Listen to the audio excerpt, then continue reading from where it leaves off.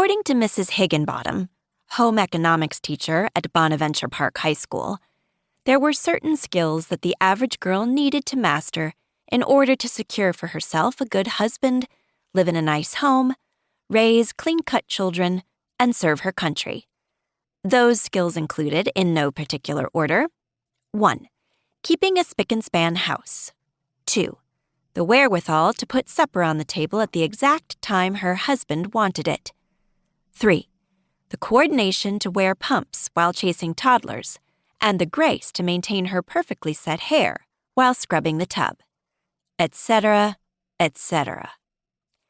To make an exhaustive list would have only, exhausted me.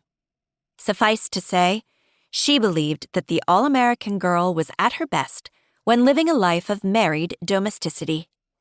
Also, according to Mrs. Higginbottom, I, Bertha R. Harding, was doomed to spinsterhood. Not that she'd ever said as much. She didn't have to. I saw it in her eyes every time I left streaks on the floor I was meant to be mopping, or when a sock I'd darned ended up more hideous than Frankenstein's monster. It was all right by me, not being at the top of that class. As for my mother, she was a little less enthused. Ma'am worried that my lack of domestic talents would reflect poorly on her, but the fault wasn't hers. It was completely mine. No matter how much effort I put into that doggone class, I couldn't manage to do much of anything right. At the start of class that day, Mrs. Higginbottom told all of us girls that making a crust was easy as pie, to which half of the girls laughed, as if they'd never heard anything funnier in their lives.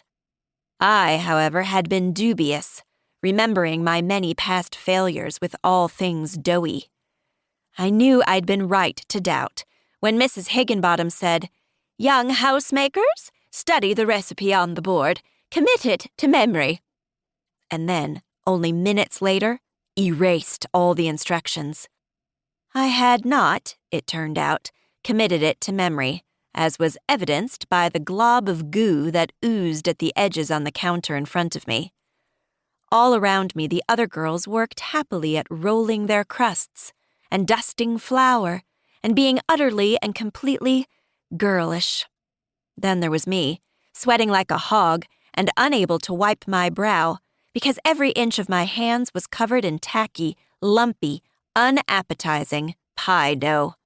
I was a mess. The crust was a bust, and I had no idea how to fix any of it.